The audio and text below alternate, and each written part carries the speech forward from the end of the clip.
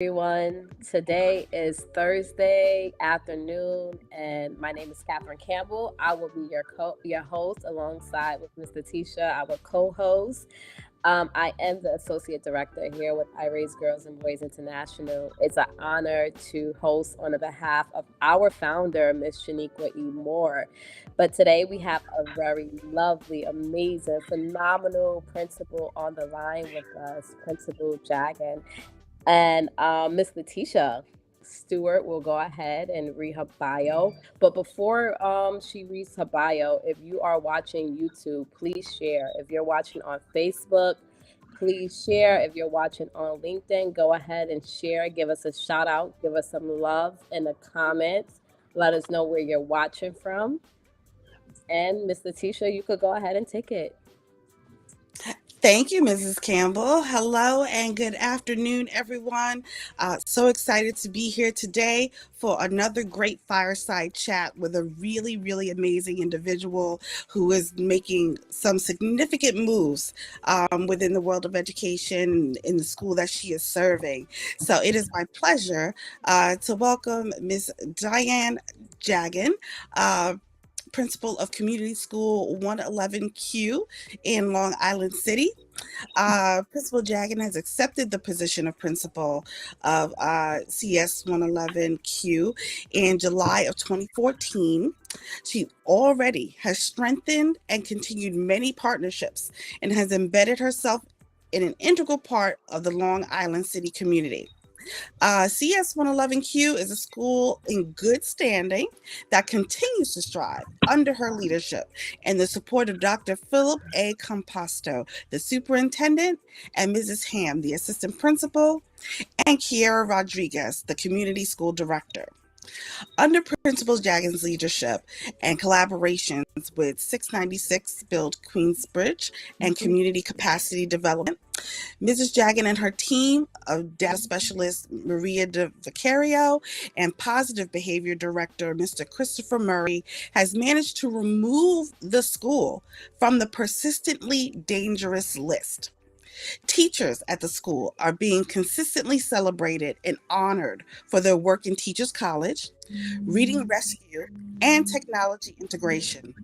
The school now has a bright and vibrant culture that the staff and the scholars are able to thrive in. Mrs. Jaggon actually credits the New York City Leadership Academy with their innovative approach to leadership development. And she's learned that being able to participate in hands-on job-embedded learning, practical skills, and instructional programs, and ongoing self-reflection actually enables her to continuously thrive, to acquire knowledge, and hone in on her leadership skills.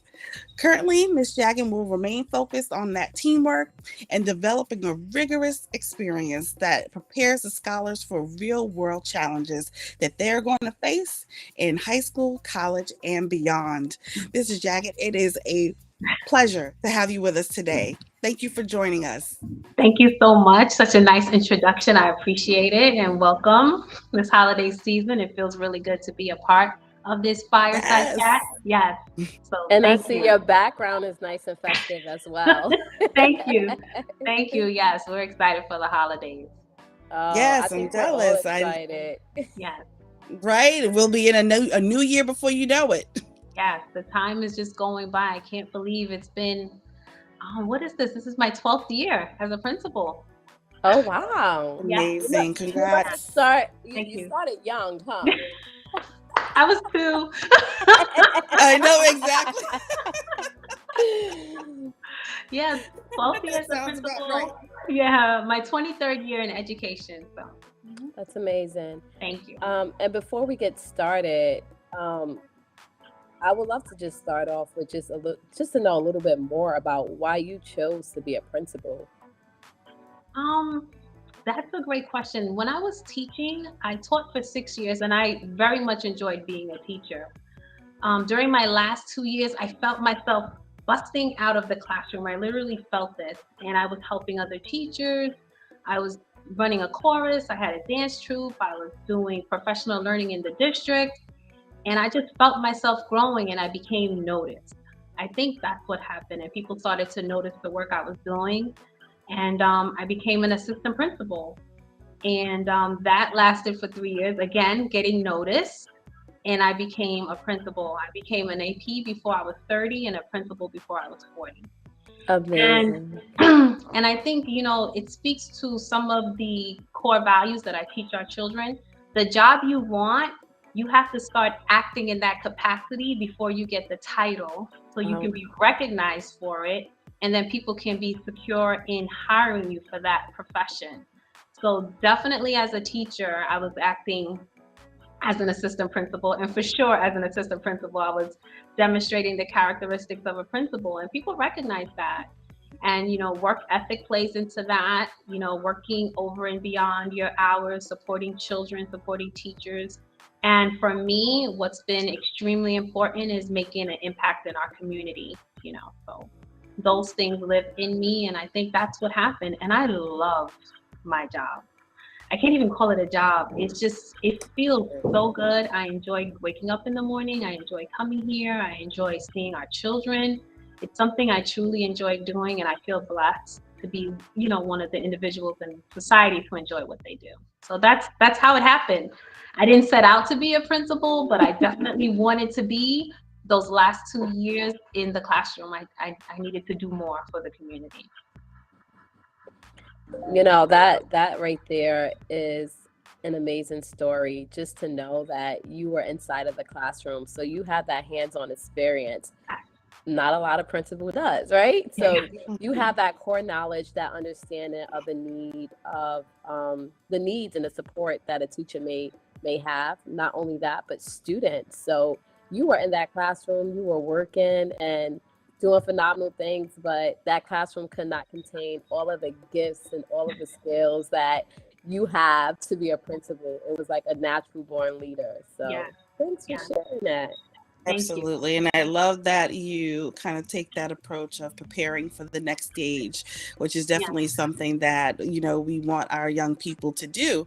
And we have to be the example. So I definitely tell the kids, wherever you are right now, you should be working on whatever the next level is going to be. What is it that you intend to do next?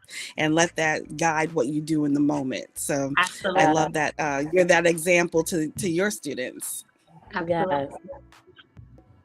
Yeah.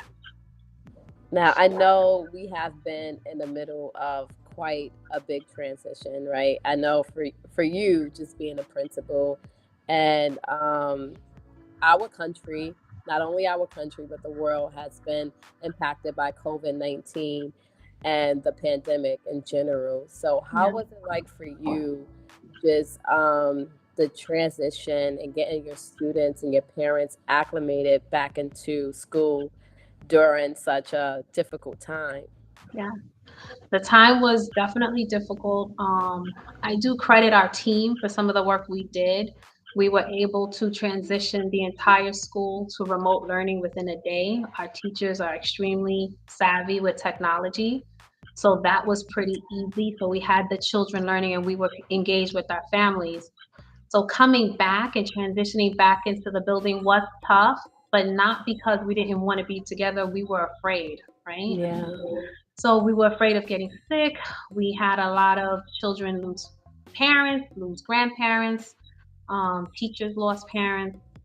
So we had to really think about how we're going to make this transition back in. And then, of course, being the leader of the school, I couldn't show fear, right? I had to be confident.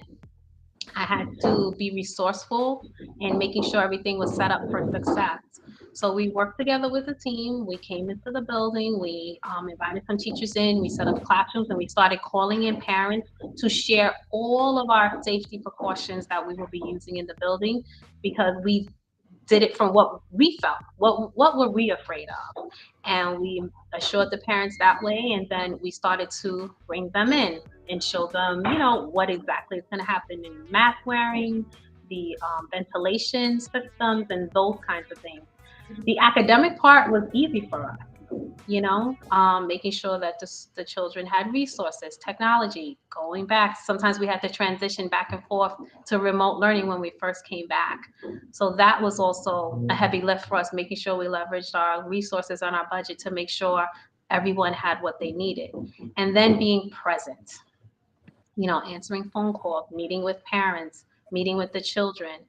And the first couple of months was, a big transition, getting children back into the building, letting them know we're here, it's safe to come in. And then we got down to work. It's a wonderful thing when you create a home away from home atmosphere.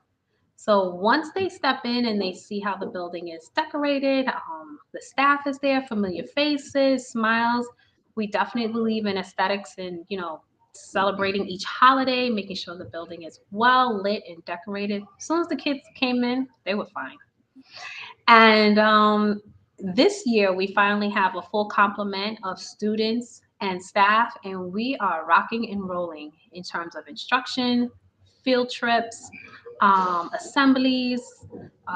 We are a community school of arts and technology. So we have our plays back up. Actually, we did a remote play. You're not going to believe this, but Oh our my goodness, a remote play. listen, I cannot believe the integrity of our team. But when you lead, you want people to emulate your leadership style.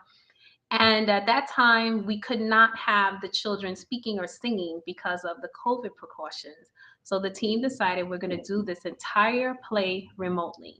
So they taped every scene and had the children singing and doing background decorations, everything that you costuming, and they put it all together. We had a technology teacher put it all together, and we had a play, and it was great. It was really good. And now that we're back, That's full amazing. complement, yes. This year we're doing Lion King, and I already see the costumes coming in. They're already practicing. And it's nice to see our building is open from 7 a.m. to 6 p.m. When the children are dismissed at 2:44, the children that are involved in the arts, they're here. They're bustling around, dancing, singing. It's really nice. And I'm here every day till after 6, just so I can be a part of that family feel. And when the parents see that the children don't want to go home, they become even more relaxed. When they're invited into the building to see the performances and to see how the children are thriving during the day academically, thriving in the evening artistically, it's beautiful. And that's what school's about, right? Just making sure that we could provide that home away from home. It's part of our mission statement. Oh my God, that is amazing to see. Yes. And as you were just saying, I'm thinking about me as a mom. I'm a mother of 5 children, Nice. um, a lot of them, right? Yes. So this is something that every parent wants to see inside of their child's school. They want to see that their child is being supported academically, Mhm. being supported um, emotionally, mentally, Yeah. physically, that all the support is needed right there in the place, and it is home. Yeah. So for you as a leader to Right. know the need of a child and then provide all of that from, you said 8 a.m. So 7 a.m. 7 a.m. to 2:44 p.m. Sometimes 6 p.m. Oh if we no, and have after Exactly. past school that. Right. programs, Yes. right? We have two dismissals, one at 2:44 and one at 6. Yes. Oh Right. my Lord. Yes. That is Mm-hmm. that is quite something. Now, I raise is big on mental health. You Yes. you know this is like one of our core values. We live, breathe, and Mm-hmm. mental health. Now, I know you stated that some of your students lost loved ones, and some of your not only students but your staff, they Yes. lost people close to them. How was you as a leader able to help them, and what resource did you provide to your students and to your staff during the time of COVID-19? Yeah. There was a lot of training involved, a lot of reaching out to organizations like iRaise. We are fortunate to have 3 social workers on staff. I'm so happy about that. And they each have different roles. So one of them takes on the role of that one-on-one counseling and support for the children. So she has a full schedule meeting with children. It's an outside agency because we are a community school. We have an outside agency located in the school. And that particular, and sometimes it really makes a difference on who it is. So even though we have this outside agency, our social worker that's here, she's like part of the staff. She knows all of the children. She has a great relationship with me and the other school leaders. And she takes that role seriously. And everybody, because I guess because it's school, everybody understands that I'm counseling, I'm working with you with the purpose of you being able to be happy and to attend academically. Then we have another social worker who primarily works with our students who need services. So special education services. And, that's been a lift, definitely an increase in recommendations because of COVID. We notice, especially in the middle school, some of our scholars are still hiding, with the mask, even though we don't really have to wear them. We notice that. So we have a social worker working with, those children, helping them out. And, we have a report that we do where we analyze children and we provide services in the school. And the other social worker, she's working side by side with the teachers. So what we did as a school is, again, leveraging resources. As a principal, you really have to think really hard about how you're going to use your budget. And we crafted out 40 minutes in the instructional day every day, and we call it WIN, what individuals need, what every student needs.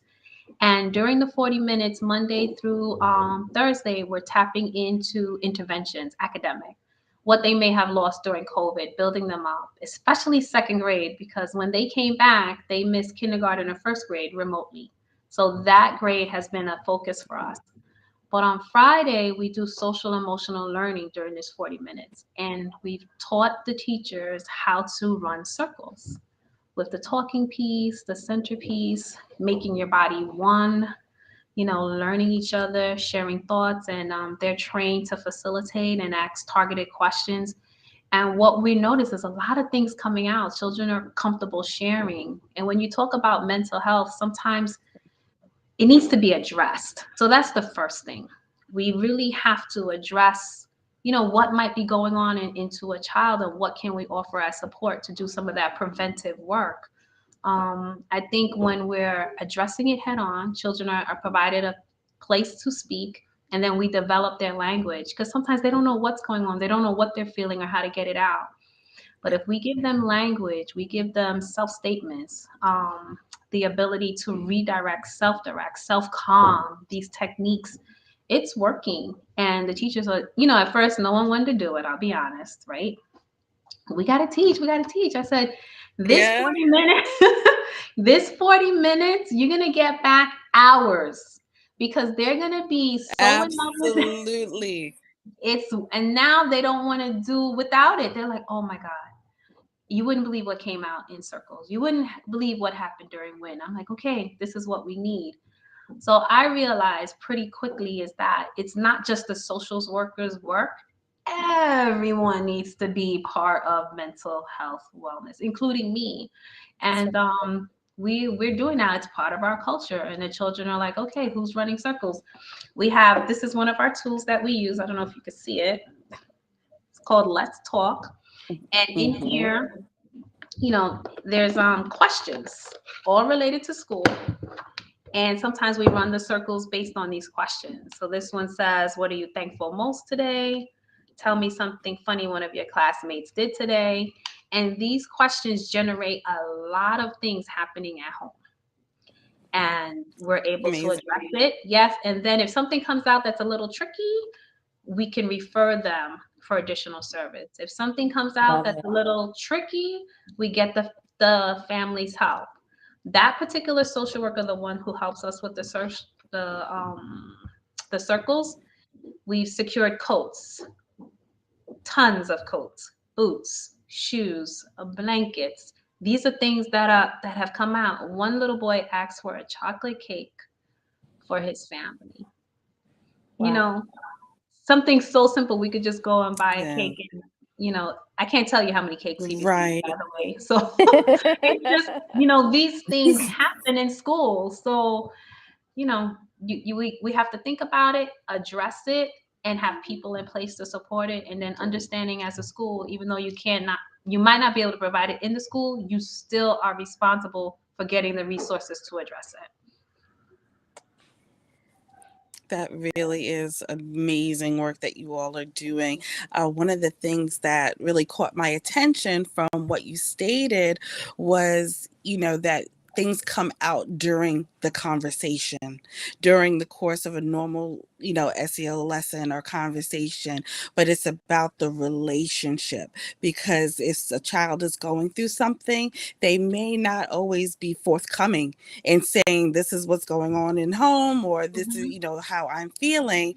But if an adult is able to build that trust, just be Mm-hmm. there, be Yeah. present, be there, and be a consistent presence, that may crack the shell a little Yeah. bit, and we're to get them to the point where they actually feel comfortable disclosing, because they feel like they've kind of built a rapport with this person, and this is Mm-hmm. someone who will listen, and I can talk, listen, and respond, because you actually went out and got the cake. And it wasn't like you Yeah. heard it and it was like, okay, yeah, whatever. It's like, guess what? Here you go. Like, Yes. here's something for you to remember. And it makes a difference, that lets them know that you listened. Yes. Absolutely. Yes. Yes. Yeah. And I'm curious, Miss Jaggon. So I know you mentioned that you have 3 social workers, Yes. which I know is not the case at many schools. They may have like that one social worker that's supporting the whole school. So I'm curious if you've ever had that moment prior to now where you may have had like one social worker, and how you were able to maneuver then, with providing services to children, to the students. Absolutely. There was a time when we had point 0.5 social worker, right? He was only here 3 days a week. That was the Oh, only one. Yes. It was tough. And then because there's other things that need to be done in terms of mandates, it was kind of like that work, and that helped us formulate teams. So we started working with the operations team. So we had them trained with Playworks.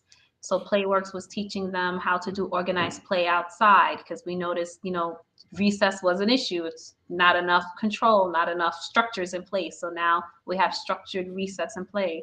We organized an office team, a PBIS team, hired a positive behavior director. Um, Different things came. I mean, those things are still in place and now more enhanced because some of the responsibilities have been shifted to the social workers. But when it's just one, you really have to build the capacity of the people that are in place. And then you'd be surprised to know what your teachers and staff members can do. I love to, the people running our Broadway Junior and our arts team are teachers. The one who runs 70 cheerleaders is my school secretary. Sometimes we have 70 Wow. cheerleaders. And I'm That's amazing. and she that has them is. all in line, all choreographed and disciplined. And Wow. that's a group that's here till 6. And it's the school secretary, who I love dearly. So tapping into the staff to see what their capacity is what you have to do. I realize that complaining is just, again, the root and comparisons. Like, I never want to compare myself to another school. Just those two things are just the root of all unhappiness. Kind of look at your situation, make the best out of it, and depend on your staff and create this opportunity of what I call leverage leadership or distributive leadership, because all of these teams have leaders and they're not me. As a school leader, I do believe it's my responsibility to make more leaders, and they're running their teams and they're telling me what's going on and telling me when to show up, and I love it, and I just love to see it. So it was tough, but I started saying, okay, who could do this, who can do that, and then we have a great positive behavior director, so now everybody's kind of like in sync, and we address a lot of needs for our children. We have a dental clinic that comes 3 or 4 times a year. The children receive free eyeglasses from Helen Keller. Anything that's impeding on them, their way of thinking, their way of coping, we want to address with tangible resources, because it's still school and we still have to educate. And in order to educate, we have to remove the barriers. And mental health can be a big barrier. So the preventive work, we're seeing the benefits of doing that in school. I mean, your leadership, your structure, the way that you view everything, it's just so refreshing and it's just so new. I love the fact that you tap into the gifts of your staff members. I love how you just look, you think about what barriers are in place that the child may have, and I love Mhm. how you just have resources for everything: mental health, dental, hygiene, Yes. eyeglass. Like you just, everything. You just have resources for. Now, what advice would you give for another principal or a principal who just started in their role? Wow. Um, I think for a brand new principal, come in, right? Walk your building, meet everybody, have like coffee and conversations with everyone on the team in your building. Don't change anything yet, right? Just kind of just get to know the staff, right? And then reach out to your community. Reach out to your housing tenant association leaders, your police officers, any community structures around the vicinity of the school. You want to reach out to all of them and see what they offer and start, you know, being friends with them and letting them know that you're there and you want to partner. Um, and then start looking at old notebooks, old test scores, and seeing what your first instructional focus is going to be and who's going to help you. Once you get people involved, then you can start making changes, because then now it's not really your change, right? But it is your change, but not really because other people are involved. So you kind of Right, work right. you kind of work from, small to big. That would be my advice. Don't do anything on your own and without checking in, and be a great communicator, and put things in writing. Make things tangible so people can see it and feel it and know that you really mean it. And celebrate your school. We have a fantastic Instagram. For those of you who are watching, please go visit our Instagram. Celebrate your school, because what I've Go noticed ahead is, and give us the Instagram page. I know I'm on the Instagram page already, but let me drop it in the chats real quick. okay, let me look it up so I give you the right thing. This is a great moment. Oh my goodness. That's wonderful. um, Absolutely, absolutely. it's CS111 underscore CSS. Oh, CS111Q underscore CSS. Social media has impacted us in such a positive way. So now people can actually see inside of our classrooms, see our children, and never have to visit. So Right. celebrate your school. So that would be some things that I would offer a new principal. Mhm. I love it. Absolutely. Wasn't that Absolutely. amazing? That was some great nuggets and It sure takeaways. Like you was. said, It And I celebrate. actually would love to hear like advice that you have for the parents too, because I know that, because that is advice for the parents. Celebrate your school. That applies to the children, the School parents, pride. Mhm. everybody that's in the school community. But I'm curious, for those that, when it comes to mental health, sometimes there's that little stigma Mhm. of, oh no, I don't want to do counseling for my child, or they don't need it. But it's like sometimes it's just an extra support and they don't Right. necessarily view it that way. So I'm curious, for those parents that may be reluctant to actually take advantage of some extra assistance for their kids, what would be your message for them? Right. What I've been working on now with our parents is really trying to teach them their true role as parents. And what I tell them, your role as parent is no longer to defend your children, That's right? right. Your role as a parent is to support them. Think about what you want them to be when they grow up and give them the supports to meet there. And there's no stigma with support. And sometimes when they hear it, they're like, oh, I could feel the weight lifted off them because it takes so much energy to defend. And, my child didn't do that or he doesn't need that. No, let's support him, get him what he needs. We can offer it. We offer tutoring during the day, the SEL classes. Let's support him so he can be successful. And once they hear that, it becomes a different conversation. So that's my advice to parents. You don't want to take on the role of defense, because then you block your blessings. You block the offerings that the agencies or the school can provide. And our children need it. Let's face it. I heard you say you have 5 children. I have children of my own. We have to help them sometimes. They're going through a tough moment. Things happen. We have to support, and it's okay. And I think as school leaders, as leaders, as I raise that organization, we just need to remove the stigma of support and let people know it's okay. I'm here to support you. Oh, wow. Absolutely. Thank you so much for that great advice. Thank you. Thank you. That was Thank amazing. Even while that was some takeaways from me. Look, listen, I don't know everything. So while you're saying that, I'm thinking about, look, these are some takeaways for me as a parent. I do support my children, but there's times that I'm like, I kind of want to defend, like, hold a minute now. Yes. Yes. Yes. Gonna Love That your that's advice. the mommy in us, right? But okay. Mama bear. Yes. For sure. Okay, I know, Mr. Tisha, do you have any last words? It's been such a pleasure just speaking with you. You're so insightful, come with so much wisdom. Oh man, Mr. Tisha, any last words? I don't even want to get off this call. I know there's like so much to discuss, so much to learn, but I just want to thank you for that advice. And I think you had something for everyone. You had something for the students, you had something for teachers, you had something for parents, you had something for new principals, and I think everyone gained a little something from hearing just how you've been such a wonderful leader for your school community, and we just applaud you and wish you well as you continue all of this great work, and that you keep being surrounded by wonderful help and support yourself Thank you. as a leader. Yep. Thank you. Thank you. I appreciate it. And I really value this opportunity to share. Thank you. Thank you. Thank you for all that you do for your school, for the children, for the community.